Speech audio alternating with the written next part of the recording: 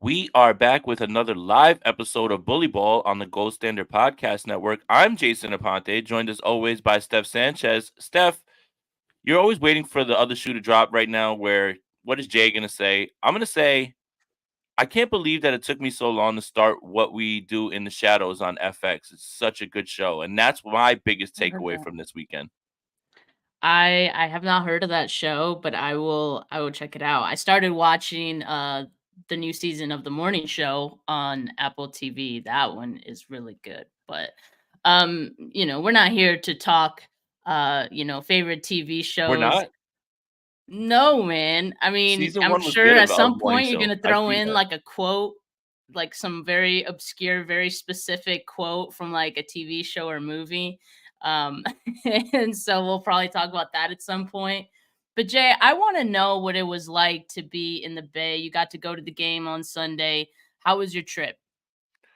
If I look a little tired, it's because I'm exactly exhausted. Leaving San Jose, real quick funny story. Leaving San Jose, it's kind of troubling when the pilot says that they have to unplug the plane as if it was a modem. And I said, okay. That's generally how you fix your internet. Not sure that's a fix for a plane, but the problem is, and flying into San Jose, that there are connecting flights. So if you don't take off on time from San Jose, you can miss your connector. And I spent a little bit more time in Minneapolis than I would have liked. But hey, I made it. It was cool to be out there. The only problem is I brought the bad weather with me. It rained a lot that first day that I got there, and then the day of the game, it was just like the same temperature was on the East Coast. I was just like, what the hell am I doing here, man? Like, what? Like, why is this like desirable? Well, at least it didn't rain for the game. I mean, I mean, I'll take my wins where I can get them at this point because there were so few. I mean, there was a big 49ers win, and I think that's what everybody wants to talk about. But it was, yes, and What We Do in the Shadows is hilarious. It's such a good show. So being in the stadium, I think a lot of times I'm sitting here trying to be objective. I'm watching the game, I'm writing things down so I can remember things. You mhm. kind of forget that fan energy, and that was a lot of fun to be around, right? And the to be in the stadium when George Kittle didn't get the call on the defensive, PI that everybody thought it would be, Mm. and like to hear the fans. It's like, in the in the house, I would be like, man, that's a bad call, but like everybody else is screaming expletives. I think I kind of miss that stuff. I miss like that energy, that type of energy. And Chris, thank you for the donation. Tuesdays are usually busy for me and never see you guys live, but have a little bit of support. Thank you for that. Love the content and banter, little more personality than the OGs. Keep it up. Whoa, appreciate you, Chris. Thank you so much for that, man. But stuff like the tailgating, right, and going out and seeing people and speaking about the team, that stuff I kind of really miss. So that part, like while I'm complaining about the flights, going to the game is still super fun, and it still is fun, no matter how many times you do go. Oh yeah, it's great to have the energy of Levi's there. Even the away games, and I know you've been to quite a few. I'd Hmm. love to go to more away games, but I know it's great because the 49er fans travel so well and they always bring the energy wherever they go. So yeah, it's a different kind of experience getting to see things live. Sometimes you do miss things like as content creators. I kind of sometimes hate watching games live just for that specific aspect that sometimes I Hmm. do miss things that maybe I would watch on TV. So then I got to go watch the game like back again, like the broadcast. But there's nothing like the energy. So you can't get that anywhere else. You can't get that through the TV. So yeah, it's always fun when you're in the house. Yeah, and that's kind of what stopped me from tweeting about the game because there's so many things that happen, and you really can't see everything from in the stands. I was able to definitely watch the film on the way home. I watched it twice. Let's start with the offense because that was the most fun to watch. I mean, the first touchdown was just genius, just like little subtle things. I don't want to say genius, right? Because that's gonna be like, oh, hyperbole. But it was just genius, subtle little things, right? Christian McCaffrey just takes a few steps in motion, and by the time he's across the formation, Devin White has no chance to catch him, and it's an easy layup. And it's like little things like that are how you can spring people open. And when you have a player as special as McCaffrey to execute it, it looks easy like that. And that I noticed in the stadium. Like I literally was pointing it out to the person I was with, and their eyes kind of crossed, but I was trying to explain like how just a subtle movement, right? Moving everybody that way and then Hmm. bringing him back across fast on a sprint. There was no chance for Devin White. Actually, watching the film again, it looked like there were not pick routes, but there were two routes that were run right over the top of it, just to kind of, in case Devin White just happens to run into somebody, it would make it easier for McCaffrey. But that first touchdown drive, it was incredible. I want to start with Brock Purdy, man. Hmm. He was great. He was great. Four incompletions, three touchdown passes. Again, I don't want to talk about rankings, anything like that. I am just going to objectively call it what it is. Perfect passer rating. The last guy to do that, Joe Montana, like objectively, he is playing great football. I don't know what else needs to be said, Steph. Yeah, I mean, and just to go back on the offense really quick as a whole, like as it stands, they rank seventh best in offensive DVOA since 1981. Think about that. And I think I saw someone point out that three of the top seven were coordinated by A. Shanahan. So either Kyle or Mike Shanahan, Like, right? So that just tells you how prevalent and awesome this scheme is. And you were just talking about some of the things you watched on film. Those are things you can catch each and every week when it comes to this offense, and especially the way we're seeing it now and how it's being executed. I love to see like Kittle staying involved in this game. so. I like to see that it seems like they have a consistent downfield target in Brandon Ayuk. The 49ers continue to be comfortable throwing downfield. Like Purdy is at 9.7 yards per attempt for the season. That leads the league. And since the merger, the only quarterback that's higher is Kurt Warner, whose full season YPA was 9.9. So I don't know. I feel like there's still a chance for Brock to reach that or beat that. But of course, there's a lot of football left. But it's just little things like that that I feel like the offense is definitely clicking. And what's crazy is that even despite all this, it still feels like there's some things that could stand to improve, right? Like red zone, third down conversions. In the last 2 weeks, that are 8 of 22 on third downs. They're now ranked 20th in third down conversions per game. In the last 2 weeks, there were 3 of 8 in the red zone. So that's not me complaining. Like, obviously, I'm very happy about the win. There's a lot to be excited about as far as the performance goes. But I'm just like, I'm starting to think ahead a little bit that maybe those two things, like, not going to cut it against some better opponents. But again, there's still a lot to like about this offense. And Brock Purdy, man, he's been on a tear these last 2 weeks. 40 of 51, 629 yards, 6 touchdowns, no interceptions. And then on Sunday, he attempted 25 throws. He was blitzed on 16 of those, according to PFF.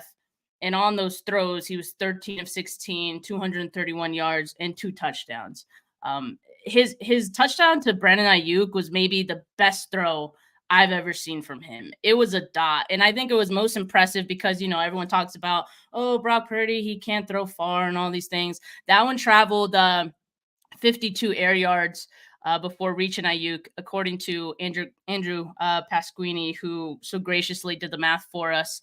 And I mean, I think also just like the off schedule things that Brock Purdy is doing, like one of the plays that a lot of people have kind of shared the screen grab of Debo Samuel being so wide open. There wasn't anyone like within 20 yards of him. And that was on off schedule play. And, we even to this day keep hearing people talk about Purdy being a product of the system. And I still have like debates with people about this. And, people saying if you take him out of this team, he's a nobody. And they use the previous quarterback, and I'm not going to say his name, as a reason to believe that Purdy is just the same kind of quarterback, right? But I'm going to continue trusting my eyes, and my eyes are telling me they are not the same. And I've known for a while, but Kyle on KNBR last week said that he wants a guy who gives the team a chance to win the game, not a guy who is just hoping everyone else wins it for them. Shots fired. That was a bar, by the way. That was a bar. And It so, like, is, that but quote at the right same time, it's there, like, man, Jimmy's sitting somewhere in Vegas, like, what? What did he say? catching What did I strays, do? Yeah.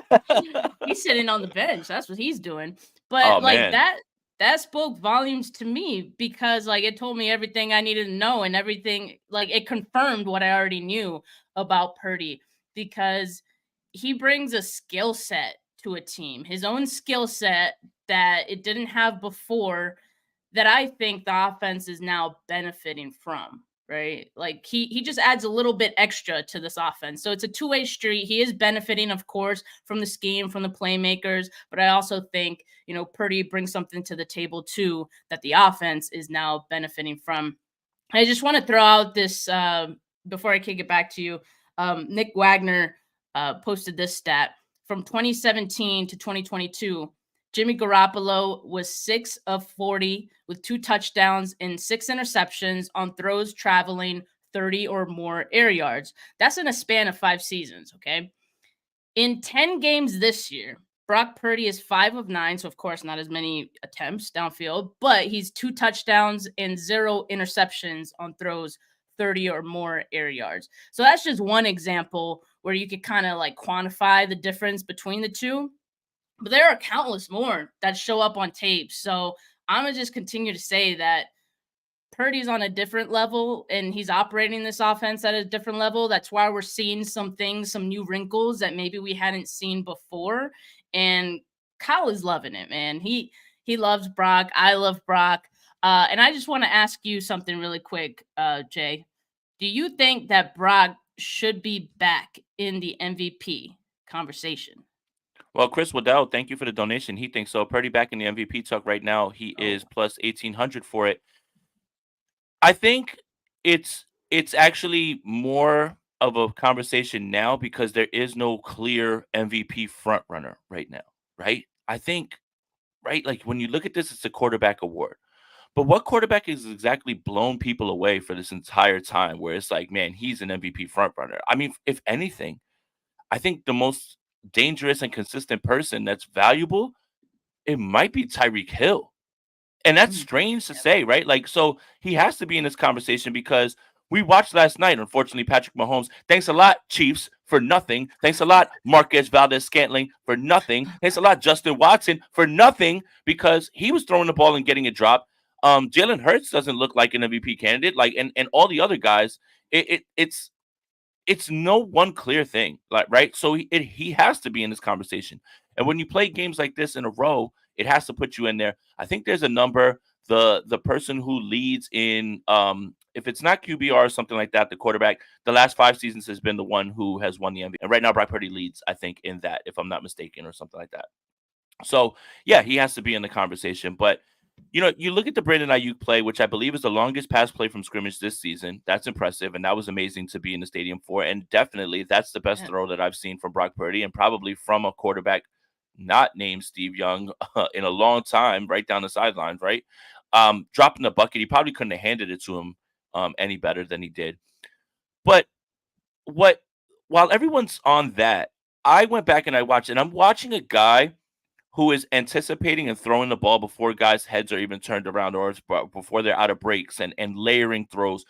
All that stuff looks normal, right? And that's why it doesn't get praised. It looks easy, but we haven't seen a quarterback do that. I don't want to keep picking on Jimmy or anybody else. It's right. It's like people have to be wide open. Purdy throws it before they are, sees it before they are, layers it in between, right? And you don't fear the ball leaving the screen. Those are the Mhm. throws that I'm impressed with. Everybody's going to be on that IU throw, right? And that for good reason because it was an incredible throw. But my goodness, man, there was a throw to Ayuk on the other side of the field in which he throws it and he doesn't even know if Ayuk's going to get open, and kind of just puts it out there hoping that he will, or trusting, and the ball's just right on him, like right where it is. And then the layer throws where the ball's like right on guys' faces, and being able to put the ball wherever he can. You talked about improvement. There is some improvement to be had in terms of understanding where the rush is coming from. I want to say 2 of the sacks were just on free rushes that could have been checked. Um, you could have you could have slid right somebody over, but you had free rushers. So it wasn't necessarily anything other than that. That's going to come with experience as well, too. No quarterback's perfect. But my goodness, man, I don't know that I can remember a quarterback playing that well in a game where just everything was just easy, right? Like, I mean, you could say, hey, Debo Samuel's running wide open. Sure, that's, again, scheme, playmakers for sure. But what's the excuse for the IU throw on the sideline? What's the excuse for throwing the ball in between a linebacker and a safety. Those are things that we just didn't see before, right? And Brock is an aggressive thrower of the ball downfield, but aggressive is fine if you're not hitting him. That it doesn't matter, and you're starting to see, no matter what anybody tells you, right? Oh, the offense is predicated on quick passes, all of those things. Yeah, that's true. But Kyle has those shots dialed in, and they've been in the offense. They have. They just weren't taken. And if you think that Kyle doesn't want those shots taken, especially if they have an advantageous matchup, and you think that he just wants everything in the middle of the field or a slant, anything like that, then you're just sorely mistaken. And he is having a ton of fun right now, calling this offense. And Chris, thank you for another donation. Very generous. Vegas has Hurts as MVP favorite, I think, at plus 250. Um, who could argue, right? They won another muddy game. They find ways to win, man. 9 interceptions. Yeah, I mean he has, and I mean he didn't throw a touch. He threw one touchdown pass yesterday. I know he ran for two. Yeah, Um, he ran for 2. but like my thing is, for the way that the season's kind of gone, I haven't really seen someone that I'm just like, that's the MVP. Like he's just balling. Like for a few weeks, I thought it was Lamar. For a few weeks, I thought Josh Allen figured it out. And it could be anybody at this point. There's a lot of time left. I don't know if I remember a time where we're in week 11 where it's like so up in the air and it's anybody's award to get. But yeah, bottom line, and this is really, really big analysis here. So just sit back and make sure you take this in. Brock Purdy's playing really good football. Boom. That's how you nail that one down. Okay. Boom. It is good to see George Kittle, though, continuing to be a part of the offense. 4 straight games over 70, another touchdown. It's Kittle, Ayuk, Debo. If I tell you before the game, Steph, Kittle, Ayuk, Debo, McCaffrey are going to score. They're going to have big games. You say 49ers win by how much? I mean, probably 20. Right. Right. And that's the thing is keeping everybody involved and that's the thing. It's like there were so many games where we look and we're like, man, well, is Kittle blocking? Why isn't he getting any throws? But they're picking right back up and at the right time, especially too with this game that we've got coming up in 2 days, which I'm like, my stomach is already churning. Just from PTSD, and obviously you guys know why. But only one target went to someone other than Kittle, Debo, Ayuk, or CMC. That's good. I think that's really good. I think that's Kyle Shanahan. I know you're watching. I think this is probably your best course of action. Throw the ball to your best players, hand the ball to your best players, and then let them do football player stuff. I mean, that's just high level analysis there as well, too, Steph. Yeah, I thought it was interesting that yesterday, speaking with the media, like Kyle Shanahan kind of suggested that Kittle's maybe lack of involvement early in the season was due to him like still trying to come back from injuries and injuries nagging and things like that. That always seems to be the excuse. I don't know if that's for sure the case.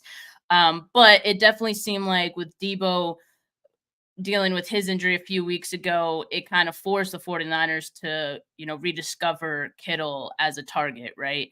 And they've kept him involved, which at this point feels like a bonus for this offense. Anytime you can get him involved, it just feels like a little extra.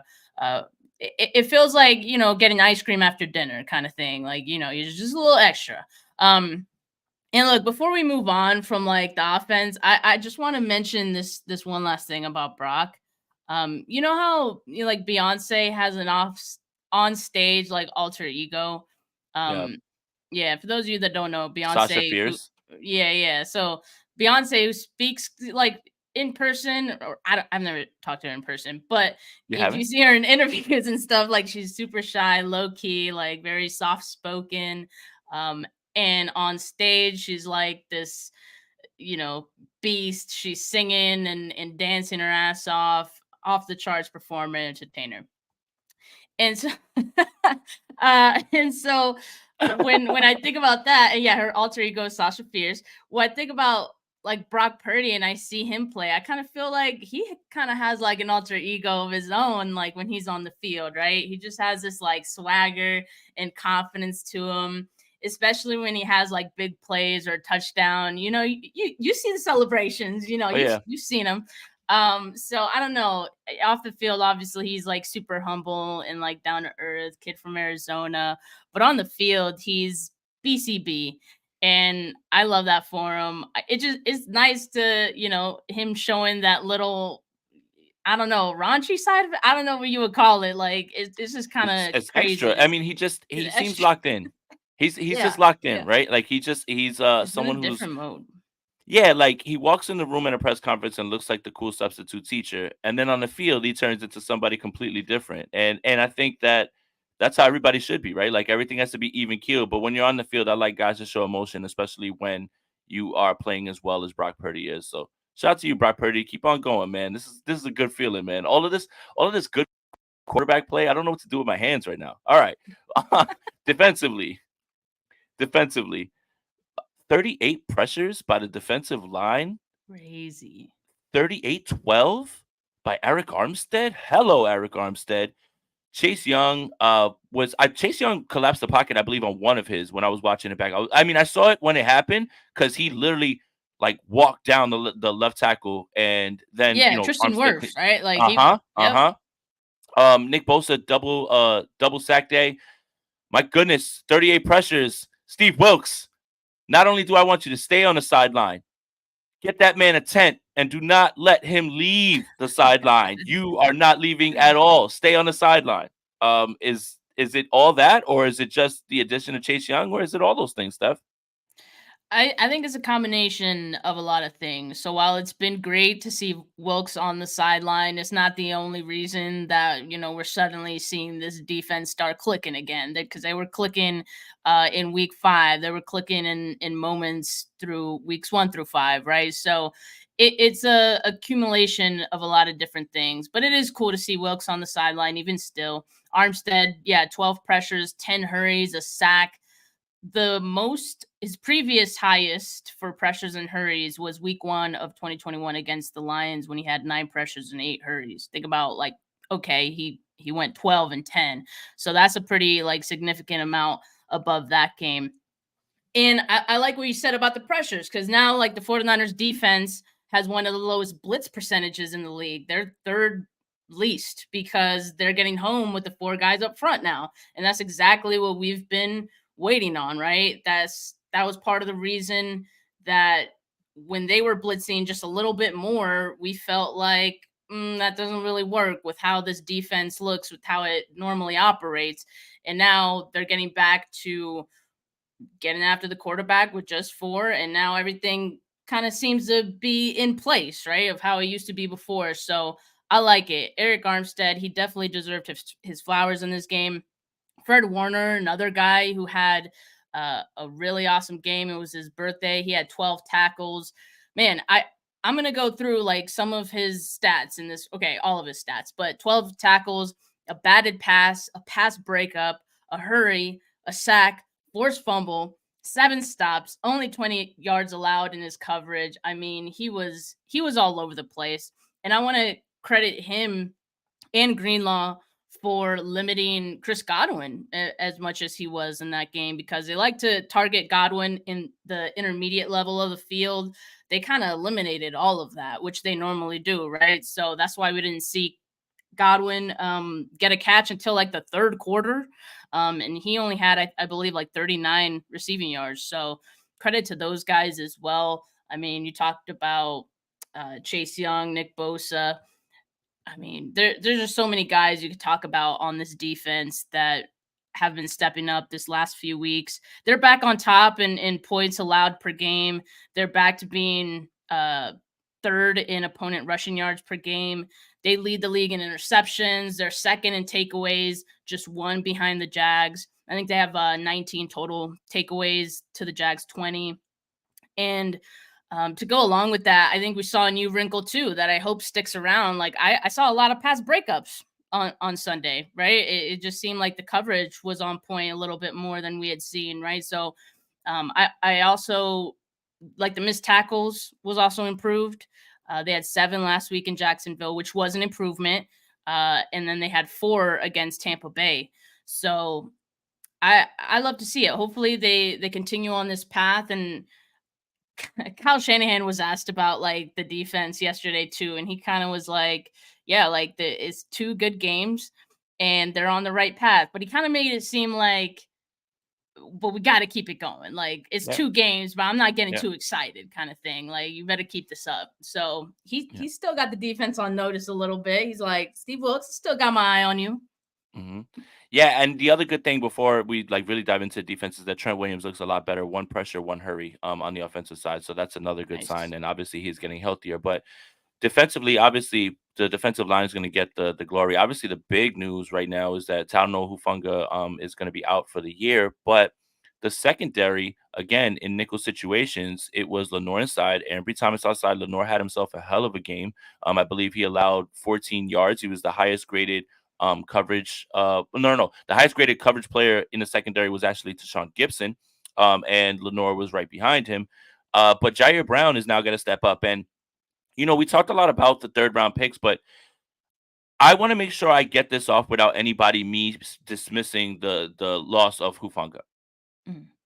Tig's skill set mirrors Hufanga's, meaning play downhill, play fast, hitter, and the ball seems to find him. And if you don't believe me, Tate gets the interception in the end zone out off of a tip pass that normally would have been where Hufanga would be standing. They have the same similar skill set. And I think the idea is eventually, whenever Tashawn Gibson moves on, whether that's next year or that, is to pair them both. And then you have two ball hawking, fast players, right, like that. So, okay. So 30 snaps. He got a 70 something coverage grade, I think, or overall defensive grade. But I'm not as afraid of the Hufanga loss because of Jair Brown and because of his skill set and because of what you can already see. The kid's already wise beyond his years. The reason that he wasn't playing was because they already have their two starters in Gibson and Hufanga. But now it's time for Tig to show out. And I think he did a great job. And I think if there is some light at the end of the tunnel because you never want to see Hufanga go down. By the way, Rashad White, that was not cool, man, at all. What you did to Hufanga, that was dirty. That was like you didn't have to juke him like that. But yeah, I don't feel as nervous about that spot. Maybe you feel nervous because Tig doesn't have experience, but their skill sets are so similar that they will play almost the same exact role. I'm not saying the defense won't miss a beat. I'm not saying the secondary won't miss a beat, but I have faith in Tig, man. I really do. I think that he's going to be good, and I think that he's going to be somebody who down the stretch we look at like, man, we got ourselves another guy in the draft, and with their first pick in the draft this year, it's good to see. I mean, it's not good to see that he's going to play because of the cost, but he's going to get to contribute, and I think that's the good part. Yeah, Jay, like I remember one of your like preseason predictions for the year was that Tate was going to find his way onto the field at some point. And this was probably not the way that you imagine that happening. I'm sure for him as well.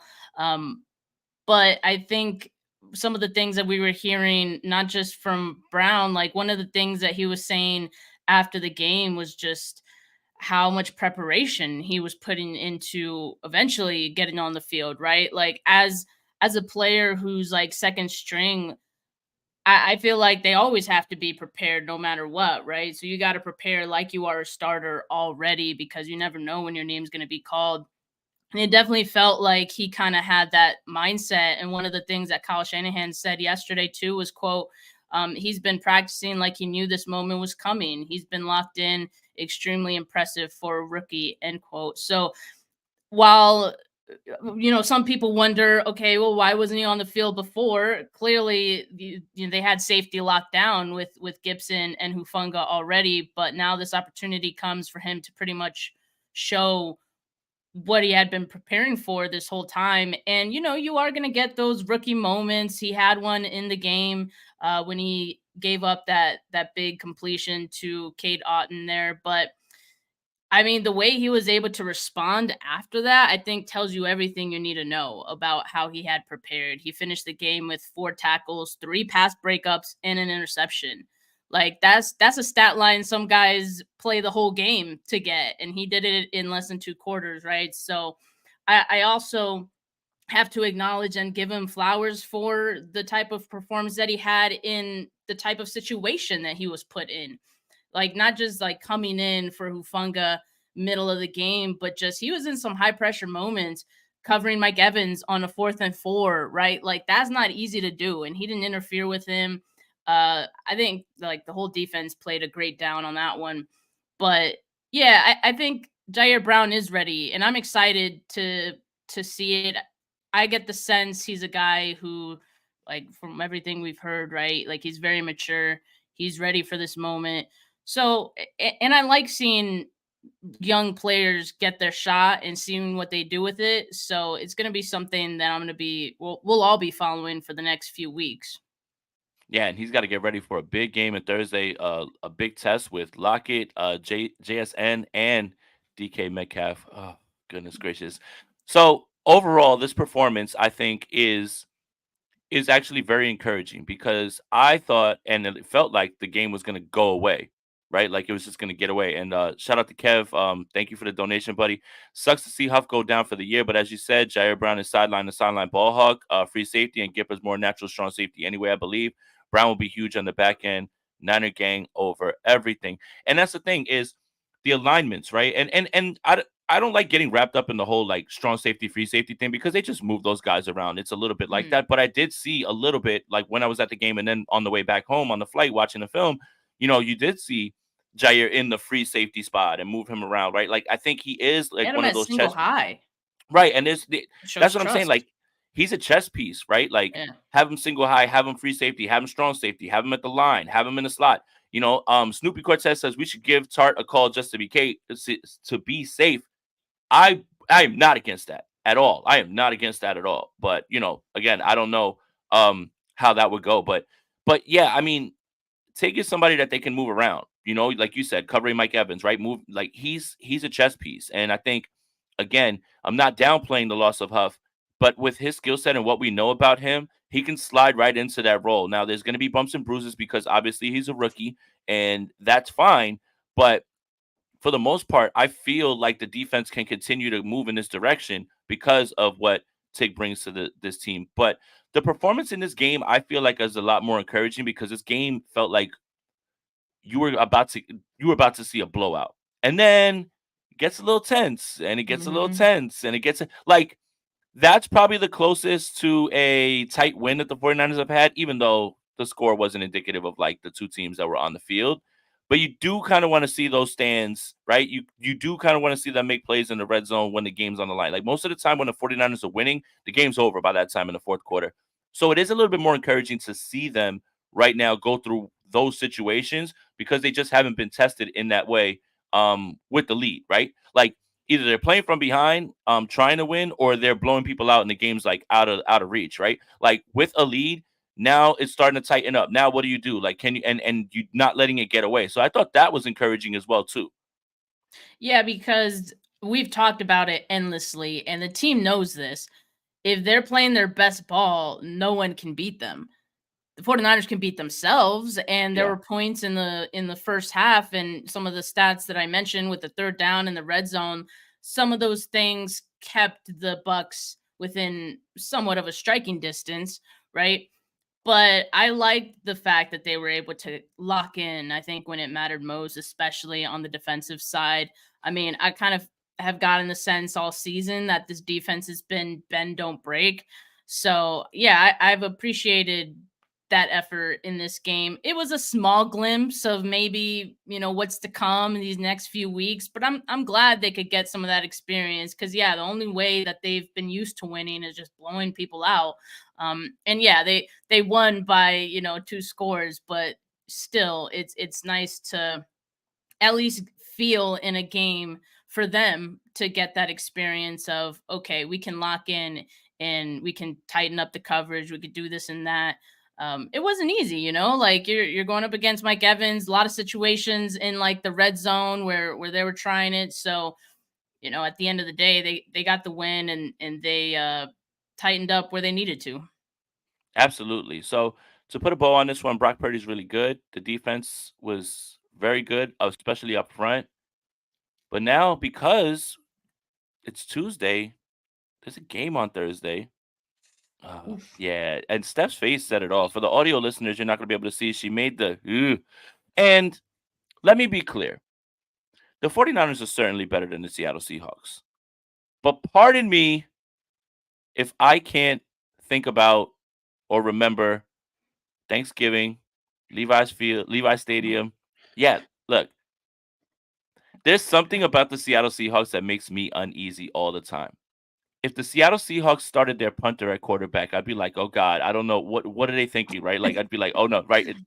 Um, something about this game has been uneasy for me since the schedule came out, and for obvious reasons. But the Seahawks are a little bit banged up. Looks like Kenneth Walker, he may not be on IR, but he's definitely not playing on Thursday. So they're going to be down to Zach Charbonnet from UCLA at running back.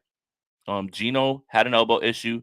Sounds like he's going to play. But if you listen to Pete Carroll speak, everything's great. DK Metcalf can have an amputated foot, and you say, "Well, I give him a pretty good chance to play on Sunday." Like literally, that's everything's good with Pete Carroll. Always, there's never any problem. It's never a problem. Like, oh, broken leg for DK Metcalf. Well, I think he's got a chance to play on Sunday. I feel really good about it. Like it's always everything's always good. So when you hear him Irks me, say, "Oh, man. yeah, it does too," it's just like, dude, he's out. Stop messing around. Like, why are you being like if your player gives up 12 sacks, well, I think he had a really good game. No, he didn't. Like, no, he didn't. Like, just like what the hell? Um, but it sounds like he thinks Gino's gonna play. Um, the Seattle defense, obviously on the outside with their corners, Witherspoon and Reek Woolen, um, they're very good. They're very good. That's a hell of a duo out there. And then up front, you're not as worried about the pass rush. But they brought Frank Clark back, if I'm not mistaken. Uh, but it's just less about the players on the field because it could be anybody. But something about this game still is just I'm anxious, and I already want it to be. It's like when you take a test, like you studied, you prepared, but you just want to know that the test is over and that you passed or that you got like a high grade, right? Like that's how I feel about this game, just because of the things that we've seen and how annoying Pete Carroll's been as a Seahawks coach and how that team plays the 49ers. I mean, it's a rivalry, right? Like, and there's a lot of trauma for us 49er fans in thinking about this rivalry. So anytime that we have to play the Seahawks, all that gets brought up again, and that's where the uneasy feeling comes from.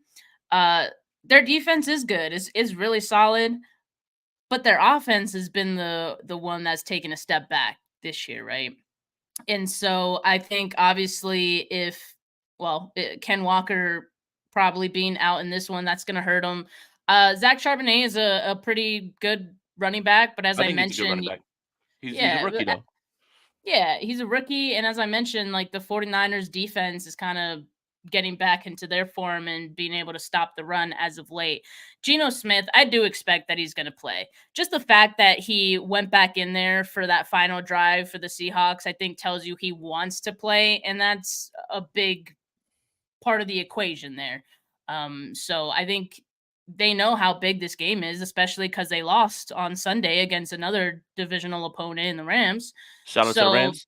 they need this one. They need this one really bad. And so I think he's gonna play. Whether it impacts him any amount, I don't know. I mean, it's like that bruise in the elbow, right? So he completed passes just fine at the end of that game against the Rams. So we'll see how that does. But they're a worse team on third down than even the 49ers are. And the 49ers, like I said, it's an area they could improve, but they're not that bad. The Seahawks are 30th in the league, ahead of just the two New York teams, the Jets and the Giants. That's not good. They're converting just 31.7% of their third downs. They're 28th in red zone scoring percentage. So there's a lot with the offense that's not going right with them. So there's reason to feel good, but I'm with you, Jay. Even despite all of that, like I still don't feel good. Like, cause the Yeah. Seahawks always try some stuff, Nonsense. like Yeah. No, you were gonna yeah, say they they're try some always on some bullshit. they're always on some tomfoolery, like Yeah. against like I don't know what it is, but Pete Carroll always like throws out some play he's like maybe never tried Fake before, punt, or like fake yeah, field fake goal. punt. Like, Yeah. come on, man, Yeah. Like come the on. referee So the referee is the 11th player on the field and he catches a pass, like that type of stuff, man. So I mean, Steph didn't want to say it, but yeah, yeah, Seattle's always on yeah. some bullshit. Yeah, Like you're I just right. That's the word I I wanted to use. my clear football Leap it out. objective mind says the 49ers are going to win this game and better.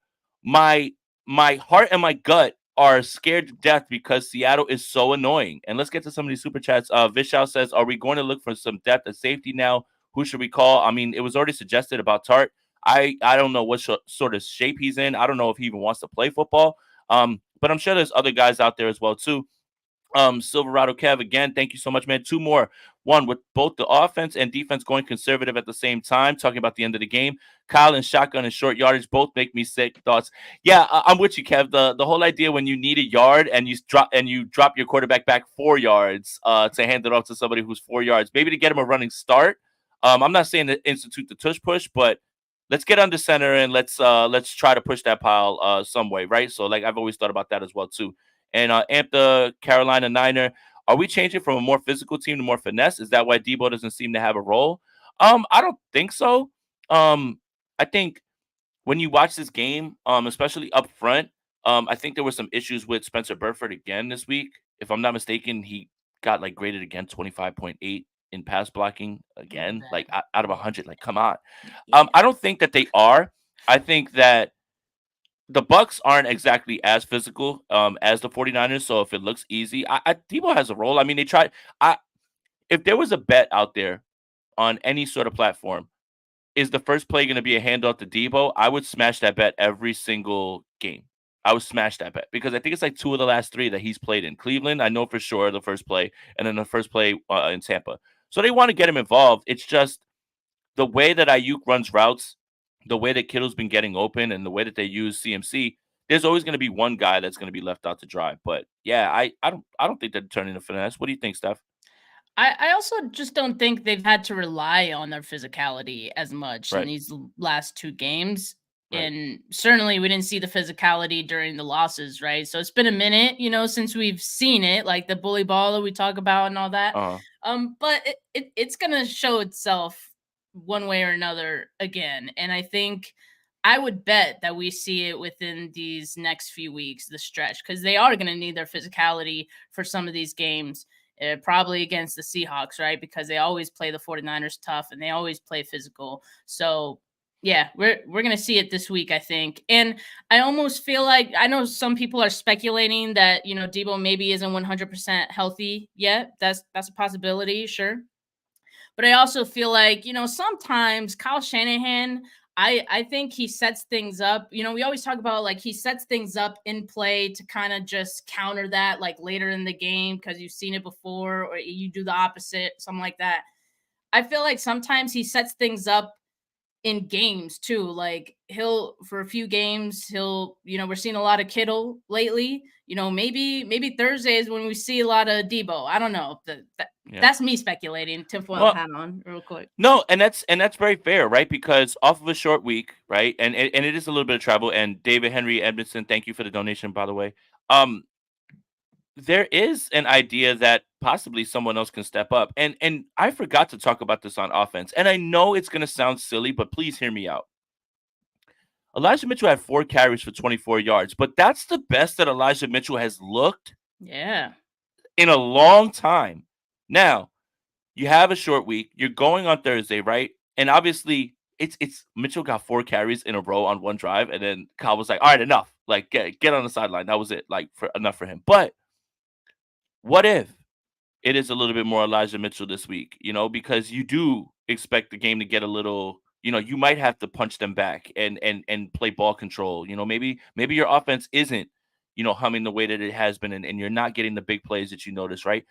And maybe Debo is a little less used on Sunday because Thursday is a game when you're going to out physical, right? Like he's going to run the ball a little bit more, right? So I think it all goes by one, personnel, two, by health, obviously, and three, kind of just setting it up. Like on a short week, I think we've talked about it. The 49ers have had the least amount of rest in between the games, and they're going to play 4 teams this season off of a bye. They have the most travel miles. A lot of this stuff maybe from the bye week was about figuring out how to spread everything out. Certain games we're yeah. going to do certain things. and we're gonna go case by case, right? So you have a Yeah. game where all these guys go off on Sunday. Well, Thursday, you know what? Maybe you get a little bit more Elijah Mitchell, you get a little bit more Debo, because you may not have those explosives that you were having against the Bucks. It may be one of those grinded out games that I think it's going to be. Spoiler alert, right? Like it's gonna have to be ball control. Maybe your defense isn't playing as well as you think, right? Like you have to have all of those things in your mind. Again, the 49ers are better than the Seattle Seahawks, and I don't think it's as close as people believe, or some people will believe, but it is the Seattle Seahawks, and it is on a short week, and it is in Seattle, and there are things that happen in that stupid stadium, and it's always like it's always some nonsense, right? Like Gino throws it, it bounces off a referee's arm, and it goes into Lockett's hands, touchdown, and it's just like there's nothing you can do about it. Oh, There's God. always something fluky that goes on with the Seattle Seahawks, and I'm starting to think it wasn't a Russell Wilson thing; it's a Pete Carroll thing. It is a Pete Carroll thing, and he's been the guy in the shadows that we really need to find and not let coach anymore. But yeah, I think that's I think that's really where at least my head's at least with the tinfoil. But Elijah Mitchell looked very good in his 4 touches. He looked like the guy who actually, had the most rookie rushing yards in 49ers history. Like that guy who was hitting holes and he was getting downhill. And when I watched it back, you notice his emotion because I think he feels it too. And I think he's starting to get the juice back. So I mean look, I'm not trying to be optimistic or like overly optimistic or delusional, but this is 2 straight weeks in which, after the Jaguars game, I said the same thing. I was like, hey, like, he's starting to, get past the line of scrimmage. Well, now he's getting to the second level. So there might be a little bit more of a ramp up there.